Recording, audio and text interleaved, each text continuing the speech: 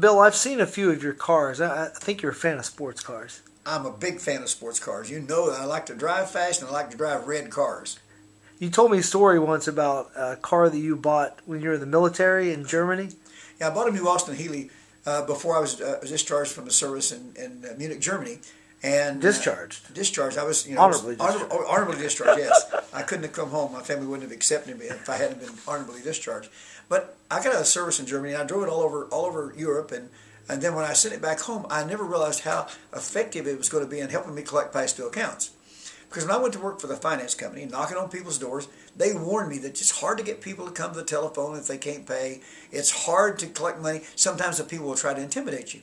Well, where were you collecting in these Eastern days? Kentucky. Oh my! I mean, down where the moonshining country Pikeville, is, Jeffersonville, all those, all those tough areas. Harlan County, all those tough areas. Well, what I found was just the opposite.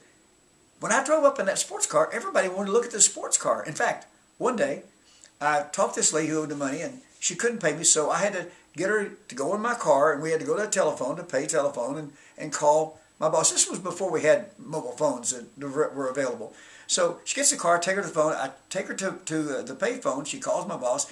We work out an arrangement where she's going to be able to pay the bill. Then I take her back home, but she don't want to get out of the car. I'm saying, wait a second, you got to get out of the car. She says, I'm not going to get out of the car. You need to take me for a longer ride.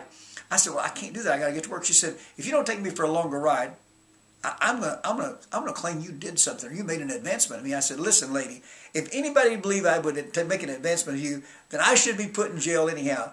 With that statement, she just got out of the car because she got the message that I didn't think she was very attractive. And so, but it was a fun thing, and it became a real exciting thing because people wanted to ride in that car.